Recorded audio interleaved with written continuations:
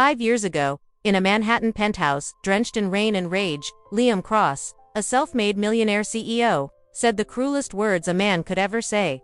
"You ruined my life with this pregnancy." That night, Ava Collins walked away, heart shattered, carrying the secret that would define both their lives. She raised her child alone, far from the world of skyscrapers and champagne, building a quiet life out of broken dreams. But fate never stays quiet for long. When Liam's empire faces collapse, a small-town hospital visit brings him face to face with a boy who mirrors his every move, and a woman he thought he'd erased from memory. What happens when power meets guilt, and love refuses to die? A story of heartbreak, forgiveness, and the moment a father learns what it means to finally see. The storm outside was nothing compared to the one inside Liam's penthouse. "Say it again," Ava whispered, her voice trembling. Liam slammed his glass down. "You ruined my life with this pregnancy, Ava. I had everything under control until you decided to trap me." Her breath caught. "Trap you? Liam, I didn't even plan this." He cut her off. "You knew exactly what you were doing. Investors, shareholders, what will they say when they find out I'm about to become a father with my assistant?" The words burned like acid. She stepped back, tears spilling freely. "I thought you loved me." He turned away. Love doesn't build empires. That was the night Ava left barefoot, heartbroken, clutching her belly and whispering a promise to the tiny heartbeat inside her. "You'll never feel unwanted, not for a second." Months turned into years. Ava rebuilt her life in a small coastal town in Oregon. She opened a flower shop, named it Bloom Again, and poured every ounce of love into her son, Noah. He had Liam's eyes, sharp gray blue, and his quiet focus. She never told him who his father was. Some truths, she thought, only brought pain. Meanwhile, Liam's world grew colder. He expanded his company, doubled his wealth, and drowned himself in deals that never filled the silence. Until the silence came crashing back in the form of one unexpected phone call. "Mr. Krause," his assistant said, voice tense, "there's been an incident at our Oregon branch, a supplier issue hospital-related. You might want to see it yourself."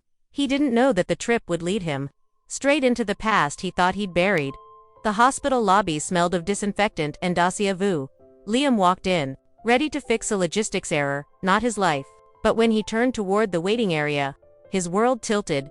There she was, Ava. She looked older, softer, stronger, wearing scrubs, holding a clipboard, her hair tied back, her eyes still carrying the same storm that once shattered him. And beside her, a boy, a little boy with gray-blue eyes and a nervous smile, sitting on a bench, clutching a toy car. For a second, Liam forgot how to breathe. The boy looked up, and everything inside him stopped. "Mom," the boy said, tugging her sleeve. "That man looks like me."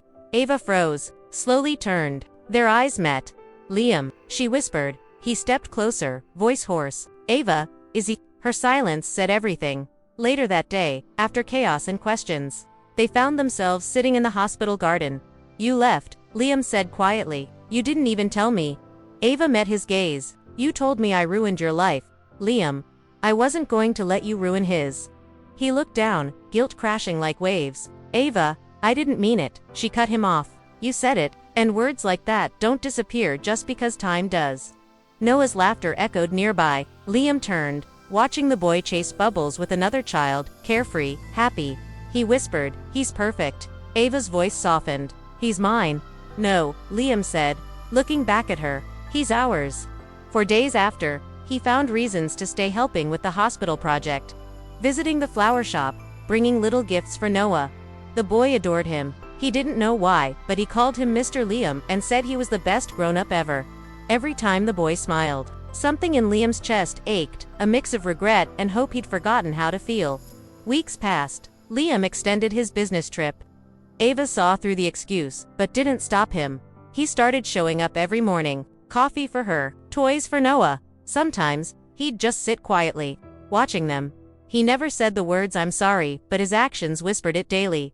One evening, Noah fell asleep on a bench at the flower shop. Ava draped a blanket over him and sat beside Liam. "Do you ever think about that night?" she asked softly. "Every day," he said. "It's my biggest mistake." She studied his face, the exhaustion behind the charm, the sincerity beneath the pride. "I thought you only cared about your empire," she said.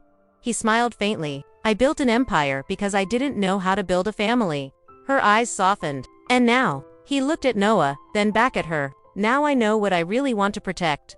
A few days later, Liam made a decision that shocked the business world. He stepped down as CEO. Reporters flooded his doorstep, demanding answers. He gave only one statement: "Some things are worth more than power. I'm just choosing mine." That weekend, Liam took Ava and Noah to the same coastal park where she used to walk alone. Noah ran ahead, laughing. Ava stood by the waves, the wind brushing her hair. Liam stepped closer. "Ava, I don't deserve forgiveness, but I'd give everything I have for a second chance." She turned, tears glimmering. "Liam, it's not about what you deserve. It's about what you've become." He reached into his coat, pulling out a small box. Inside, a necklace with 2 intertwined rings. "For the 2 people who changed everything I thought I knew." Ava's voice broke. "You really mean it this time?"